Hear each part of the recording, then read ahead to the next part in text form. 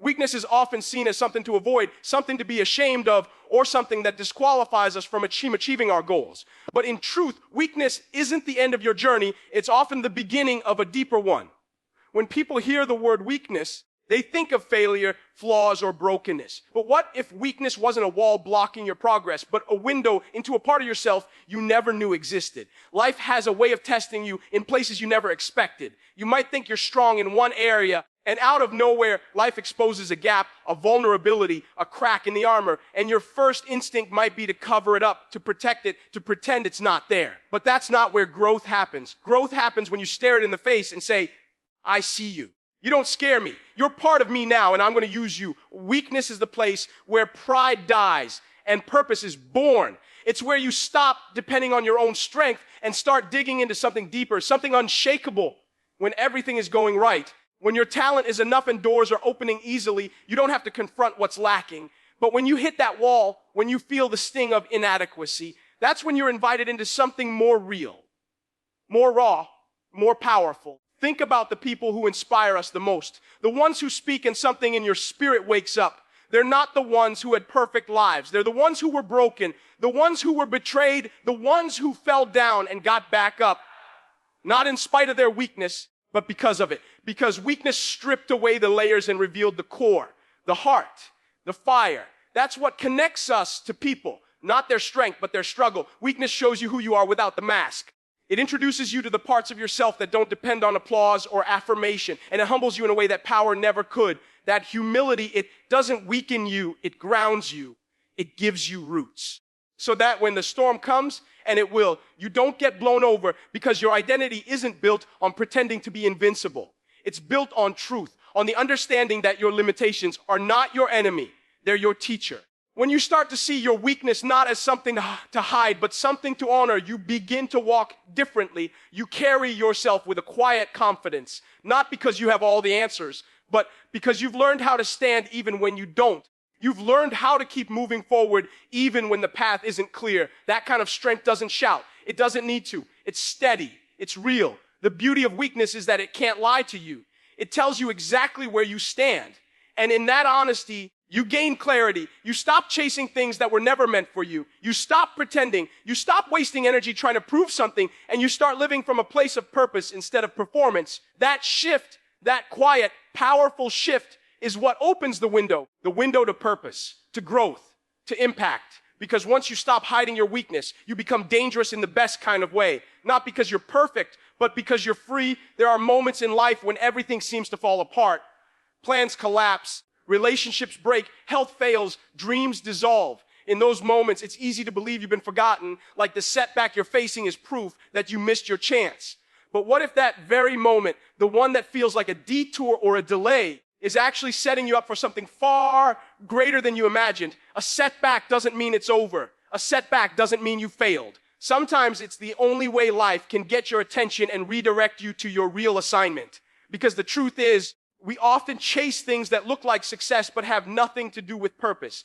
And it's only when we lose them, when we hit that unexpected wall, that we're forced to reevaluate everything. That pause, that pain, it can be a pivot. When I think about the setbacks that hit hardest, they usually come when we're closest to what we thought we wanted most. You train, you sacrifice, you give it everything, and just when it seems like the door is about to open, it slams in your face. And you're left standing there, not just with disappointment, but with questions. Why now? Why this? Why me? But what if the door that closed was never meant to stay open? What if the thing you thought was the goal was only meant to prepare you for the real destination? There's a kind of clarity that only comes from loss. There's a depth that only comes from going through something. And when you've walked through fire, when you've been knocked down and still choose to rise, you carry something with you that can't be faked. You carry resilience. You carry perspective. You carry truth. Most people want success without disruption. They want the victory without the battle. But the battle builds you. The delay develops you.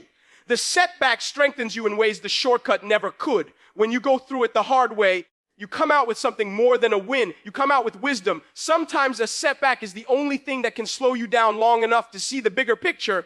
We live fast. We move fast. And sometimes we're running so hard toward a dream that we don't realize it's not even ours. And then life steps in, not to destroy, but to redirect, to open a new path. one that may not have the spotlight you wanted, but has the fulfillment you need. A setup doesn't always look like opportunity at first. Sometimes it looks like loss, like isolation, like silence. But under the surface, something's growing. A new level of strength, a deeper sense of identity, a calling you didn't know you had until the other one was stripped away. You start to realize that your worth isn't tied to your title, that your value isn't based on outcomes, that your impact isn't limited by your position. You learn to stop chasing validation and start chasing vision. You stop begging for approval, start building from the ground up. It's slow, it's quiet, but it's real. And when the time is right, that preparation meets opportunity. And suddenly it all makes sense. The doors that closed, the people who left, the things that didn't work out, you realize they weren't failures. They were favor in disguise. Because you didn't just survive it, you became stronger, sharper, more focused because of it. The setback wasn't the end. It was the moment everything began to align with who you're truly called to be. Success is often glamorized. It's shown as the reward, the applause, the highlight reel. But real success, lasting, meaningful success, isn't defined by what you achieve when everything is going smoothly. It's defined by who you are and what you do when everything around you is breaking apart. Comfort doesn't develop character. Commitment does. When life is easy, when resources are plenty and the path is clear, it's simple to stay motivated. But what about when it's not? What about when you're tired, when progress is slow, when nothing is going according to plan? That's when you find out what success is truly made of. People who are truly successful understand that the journey is more valuable than the destination. They know that growth is forged in discomfort. You don't become great by staying in safe places. You become great when you stretch, when you reach, when you grind even when it's not convenient. That's what separates those who only talk about success from those who actually live it. It's not the spotlight moments that shape you. It's the moments in the dark when no one is watching and you have every excuse to quit, but you choose to keep going. Commitment is different than motivation. Motivation is a feeling. It rises and falls like the tide. One day you feel like conquering the world, and the next day you can barely get out of bed. But commitment is not dependent on how you feel. It's rooted in your why. It's anchored in your values. It shows up regardless. Commitment says, even if it's hard, even if it hurts, even if I fail along the way, I'm still showing up. That kind of consistency is rare, and that's why it's powerful. Comfort will always try to talk you out of the hard work. It'll whisper, you've done enough.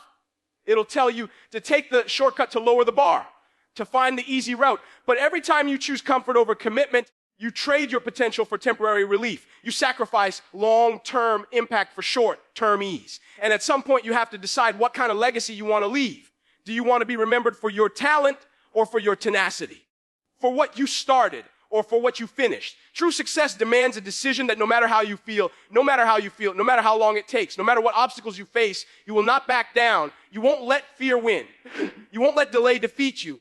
You won't let failure define you, because you know this isn't just about you, it's about the people watching, the ones you're leading, the next generation looking to you for what perseverance looks like. And if you quit every time it gets hard, what message does that send? Success that's rooted in comfort will collapse the moment the pressure hits, but success built on commitment, it lasts, it endures storms, it weathers criticism, it grows stronger under resistance. And when people ask how you made it, you'll be able to say it wasn't because things were easy. It was because when things got hard, I chose not to stop.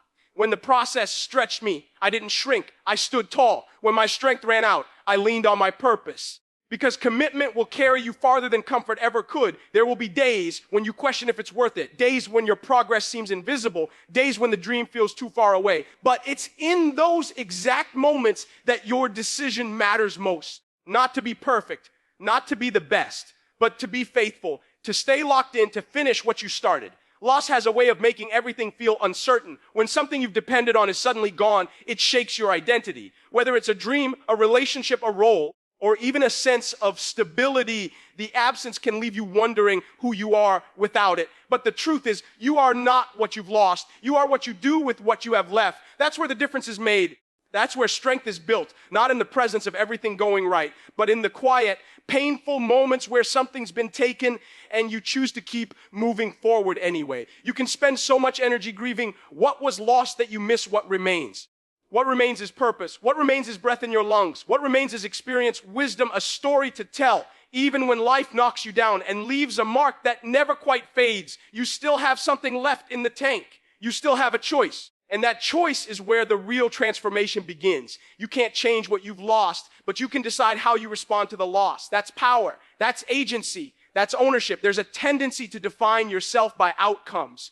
When the job is secure, the goals are met, and the plan is working, it's easy to say, this is who I am. But what happens when all of that is stripped away? What happens when the titles fade, the routines shift, and the people around you change? Who are you then? That's the question most people avoid because it forces them to look inward. But it's in that space that the most honest version of you shows up.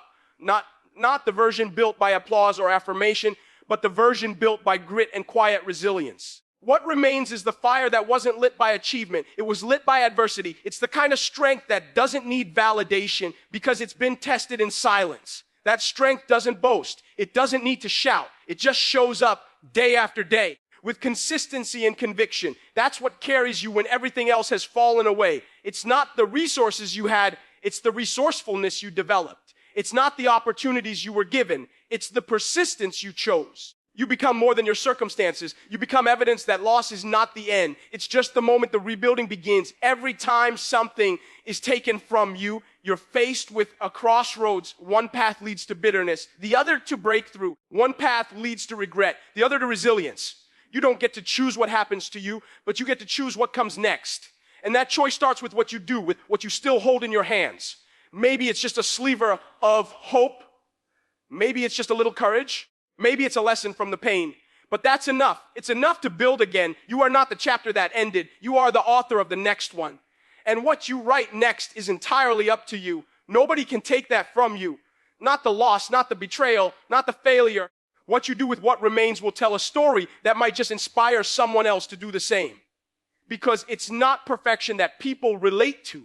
It's perseverance. It's not the person who's never lost. It's the one who lost and didn't let it stop them. That's who people remember. That's who people follow. That's the version of you that rises out of the ashes, not just surviving, but rewriting the whole narrative with what you've got left. Pain has a voice. It speaks in the silence, in the sleepless nights, in the quiet moments when no one else sees what you're carrying. It doesn't need permission. It just shows up. And when it does, you have a decision to make. Will you let it break you, or will you let it build you? Will you run from it, numb it, hide it, or will you face it, grow through it, and let it shape you into something stronger? Pain always has a purpose, but that purpose isn't automatic. You have to choose to use it. You have to make a decision to not waste it. So many people go through hardship and never heal, not because they can't, but because they never stop to ask why the pain was there in the first place. They want to move on so quickly that they skip over the lesson. They think healing means pretending it never happened, when true healing comes from allowing it to teach you.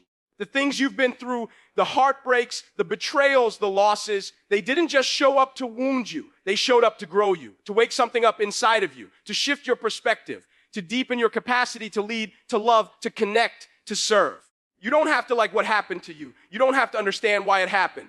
But you do have to decide if you're going to waste it. Because every scar, every tear, every battle, you paid a price for it. Why let that price be paid for nothing? Why carry all that weight and have it not count for anything? Let it count. Let it fuel your mission. Let it be the reason you walk into a room and change the atmosphere. Let it be the thing that gives you empathy, that sharpens your voice, that anchors your character. Pain doesn't have to define you, but it can refine you. There's someone out there right now who needs what you've learned in the fire. They need to know it's possible to hurt and still hope, to lose and still lead, to be broken and still be used. Your story could be the exact thing someone else needs to keep going. But if you bury the pain, if you hide it, if you pretend it never happened, then that gift stays locked up inside you. The things that tried to destroy you can actually become your greatest tools for impact if you let them. We all want to reach the top of the mountain, but no one wants to talk about the climb. We want to inspire people, but we don't want to revisit the wounds that gave us the wisdom. The truth is, if you're willing to revisit the pain with purpose, if you're willing to be honest about it, to not just move on, but to move forward with intention, then what once looked like a burden can become a blessing, not just to you, but to everyone your life touches. It's not about being proud of the pain. It's about refusing to let it be wasted. When you walk through something and choose to keep showing up, keep giving, keep loving, you develop a strength that people feel. You don't even have to talk about it. They feel it when you walk in the room, because there's a difference between someone who's lived on the surface and someone who's been through the fire and came out with clarity and conviction. That kind of depth can't be taught. It has to be earned, and the currency is pain. But once you've paid that price, once you've walked through the valley and still come out standing, you carry something that can't be fake, can't be bought, can't be copied. That's the gift pain gives if you're willing to receive it. When life tests you, and it will, it's not your talent that will keep you standing, it's your character. Skill may open doors, but character is what keeps you in the room. In a world that praises appearance and performance, it's easy to forget that what's beneath the surface matters most. You can fake excellence for a season. You can talk a good game for a while, but eventually pressure will reveal what's real. Pressure doesn't lie. It exposes what you're built on. If you're built on ego, you'll break. If you're built on pride, you'll fall. But if you're built on truth, humility, and values that don't shift when the wind blows, you'll stand when others fall. The foundation of your life will always be tested before the structure is elevated. Everyone wants the spotlight, but not everyone's willing to do the work in the shadows. It's in the private places, the quiet disciplines, the small decisions, the unseen moments where your integrity is either formed or forfeited, how you talk when no one's listening, how you treat people who can't do anything for you, how you handle temptation, frustration, disappointment. That's the real scoreboard. And the people who make the biggest impact aren't the ones chasing attention. They're the ones anchored in something deeper. Consistency of character builds trust, and trust is the true currency of leadership. People won't follow you just because you're loud or charismatic or successful.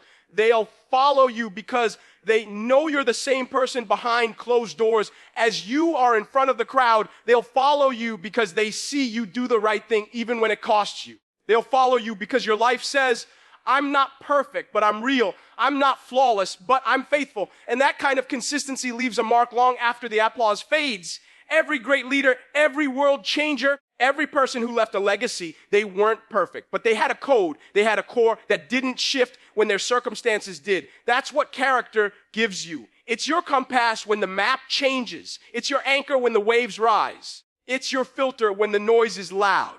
Without character, influence becomes dangerous. Without character, success becomes shallow. You may reach the top, but you won't stay there. The weight of success without the foundation of character will crush you. There are times when choosing character will cost you. You may lose opportunities. You may lose relationships. You may be misunderstood. But what you gain is far greater. You gain peace. You gain clarity. You gain the ability to look in the mirror and be proud of the person staring back at you. That's the kind of wealth the world can't give and can't take away. It's internal. It's eternal. It's eternal. It's what allows you to sleep at night knowing you didn't sell your soul to gain the world. You'll be tempted to compromise. You'll be tempted to cut corners, to pretend, to perform, to be what others want instead of who you truly are. But every time you choose character over comfort, over convenience, over popularity, you get stronger. You become the kind of person storms don't shake. You become rooted. And when your roots are deep, your reach can be wide. Not because you're loud, but because you're grounded. Not because you're flashy, but because you're faithful. People can build platforms with talent, but only character builds legacies. That's what lasts. That's what matters. That's what endures when everything else fades away.